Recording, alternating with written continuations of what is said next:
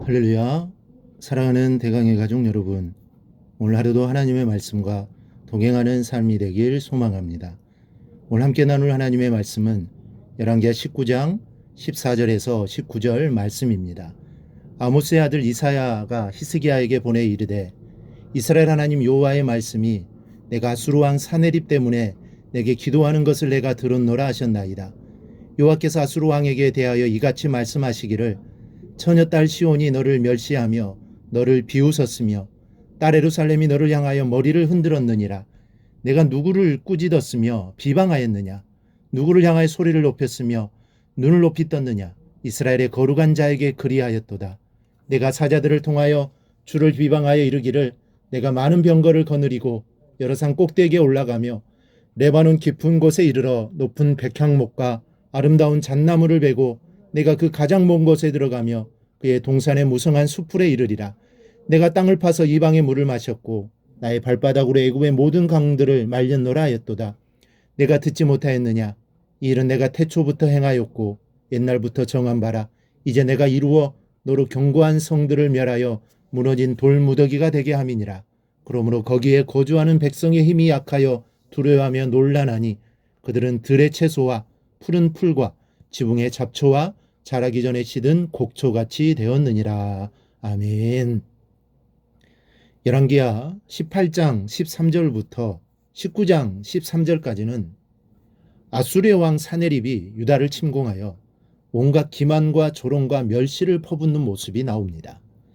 히스기야 왕과 백성을 기만하는 반면 하나님을 비방하며 여호와는 아수르의 손에서 자기 백성을 구원하지 못할 것이며 여호와는 나약한 신에 불과하다 조롱하였습니다.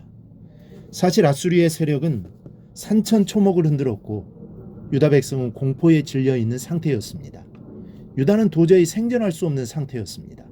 이때 히스기야 왕은 사자를 이사야 선지자에게 급파했고 곧 이사야의 소식이 사자를 통해 전달됩니다. 이사야 선지자로부터 놀라운 소식은 하나님의 놀라운 은총이었습니다. 먼저 너의 기도를 내가 들었다는 은총입니다. 20절을 보니 여호와의 말씀이 내가 아수르 왕 사네립 때문에 내게 기도하는 것을 내가 들었노라. 히스기야 왕이 여호와 앞에 간절히 기도하게 되었던 동기는 아수르 왕 사네립 때문이라고 했습니다.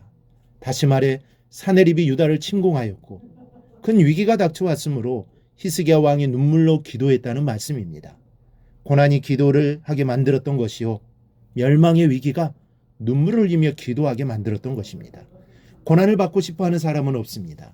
그러나 주님께서는 사랑하는 성도에게 고난과 아픔을 아끼지 않으시는 것을 봅니다. 이 고난을 통해 보다 더 주님을 의지하게 만드시려는 뜻이요, 이 고통을 통해 눈물로 주님을 붙잡게 하려는 섭리가 있기 때문입니다. 여러분, 고난을 두려워하거나 거부하지 마십시오.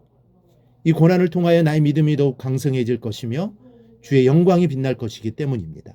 고난을 당한 히스기야 왕이 눈물로 기도하자 하나님께서 이렇게 말씀합니다. 내가 내게 기도하는 것을 내가 들었노라. 여기서 하나님이 히스기야의 기도를 들으셨다는 것은 히스기야의 기도대로 해주시겠다는 말씀입니다. 그것도 아주 신속한 응답을 주셨습니다. 성경을 보면 하나님은 성도의 기도에 대한 응답의 약속을 거듭하여 주셨습니다. 우리는 이러한 하나님의 약속을 믿고 하나님께 기도합니다. 그리고 많은 성도들이 하나님의 응답을 받는 생활을 하고 있습니다. 하지만 성도들 중에는 기도는 하지만 응답을 받지 못하는 이들도 있고, 응답이 있다고 해도 매우 지체된 후에 응답을 받는 이들도 있습니다. 왜 이런 차이가 발생하는 것일까요? 이유는 하나입니다. 그것은 바로 하나님과의 코드가 맞느냐의 차이입니다. 우리의 기도가 하나님의 뜻에 맞을 때 우리는 즉각적인 응답을 받을 수 있습니다. 우리가 하나님께 아무리 열심히로 구해도 그것이 하나님의 뜻에 합당하지 않으면 하나님은 응답하시지 않거나 응답을 유보하십니다.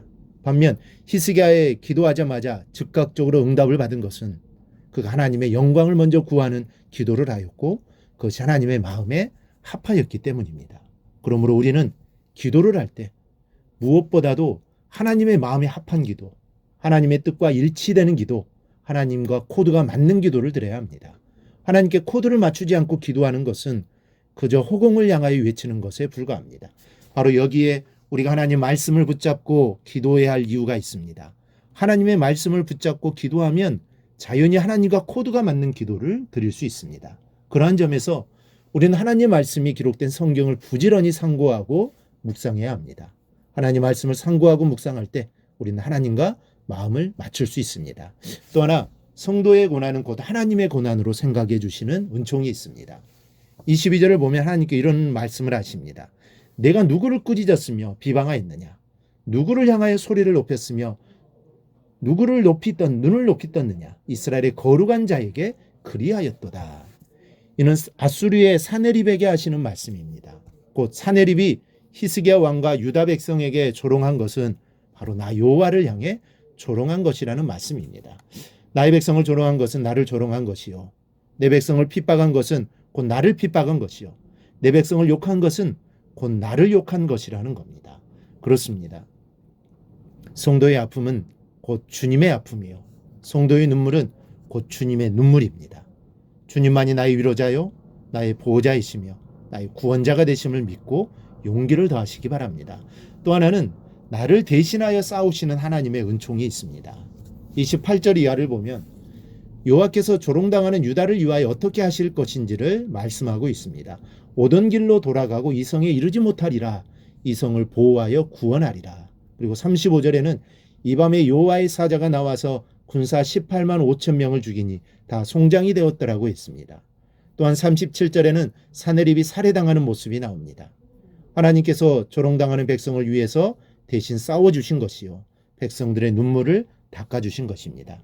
이와 같이 여러분의 인생 문제를 주님이 해결해 주실 것이며 여러분의 눈물을 닦아주실 이는 오직 주님밖에 없음을 알고 그 주님께 우리의 모든 문제를 아뢰시기 바랍니다. 그러면 반드시 해결해 주실 것입니다. 그 하나님만 바라보며 살아가기를 주님의 이름으로 축원합니다. 오늘 묵상한 말씀을 굳게 잡고 삶으로 실천하며 살아내는 대강의 모든 성도들이 되기를 축복합니다.